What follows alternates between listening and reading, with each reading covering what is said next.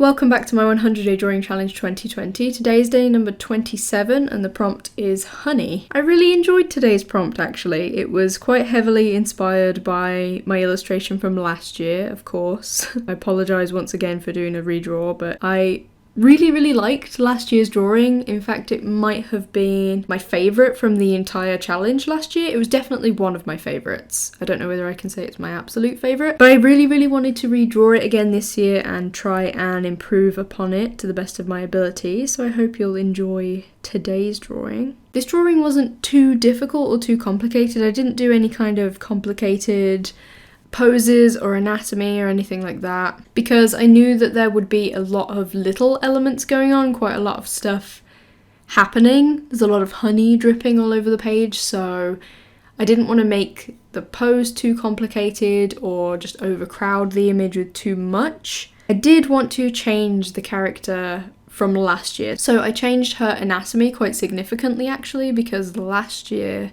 the proportions were quite small. I made it quite like chibi proportions, but then this year I decided to just go with my usual style, and so her face looks quite a lot different to last year, which I prefer. I really like the way that the face turned out this year. I changed a couple of other proportions as well, and I changed the silhouette of her outfit quite significantly. I still gave her that like pleated skirt effect, but then I made it longer at the back so that I could have it framing the character a little bit better. I thought it was a more satisfying shape overall. I also changed the way her wings look. Last year they were kind of lazily drawn. I just did like two ovals and then a little bit of shading, but then this year I actually went in and tried to draw the wings to the best of my ability. I looked up a reference for the wings. I really liked the way they turned out in the end actually. I changed her hairstyle as well. That was one of the other main differences between this year and last year. I also decided to do the fur on the top of her dress lineless, which I think looks really cute.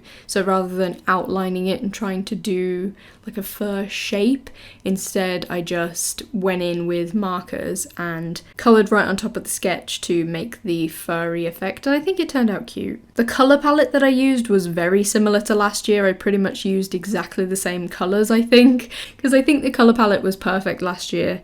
I did change her hair colour slightly. I just made it a little bit of a different tone of yellow just to differentiate it from the yellow of the outfit and the yellow of the honey. But everything else was kept pretty much the same. Oh, I did give her shoes this year. She didn't have any shoes on last year. I don't know why. So I used like a pastel yellow for the hair and for that kind of fur on her collar.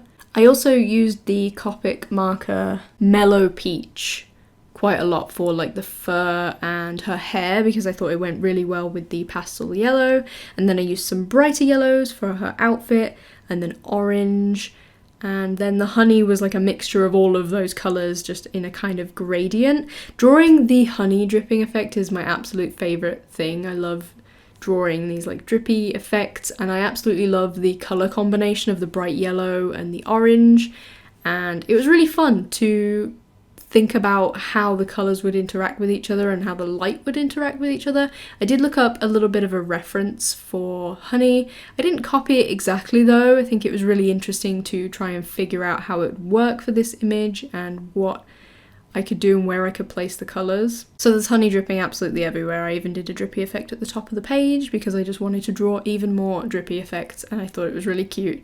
And I do think it frames the image quite nicely too because I didn't want to colour a full background, so I think it was nice to have just that drippy effect at the top, and then the character in the middle, and then the honey on the floor, and then all these little bees flying around as well, just to kind of frame the character. And then there's that hexagon in the back, which I didn't end up colouring a block colour. I did consider it, but I thought it might actually be a bit too busy, especially since I didn't have an even paler yellow. I think if I'd have had an even paler colour of yellow, I could have gotten away with colouring the entire background a block colour, but I thought it would actually squish up the character too much today, so I left it as it was with just that drippy effect at the top, and I think it actually turned out quite nice. I'm really happy with the composition of this one, and that's about it for this image. It's about all I have to say. I did give her eye makeup. Again, I love drawing characters and then going in with coloured pencil at the end and just shading around their eyes with like a bright colour. I think it looks really pretty. That's all for today. If you're interested, there's a link to the full challenge playlist on screen and in the description. Subscribe if you'd like to keep up with me completing this challenge, and I'll see you tomorrow for another prompt. Take care.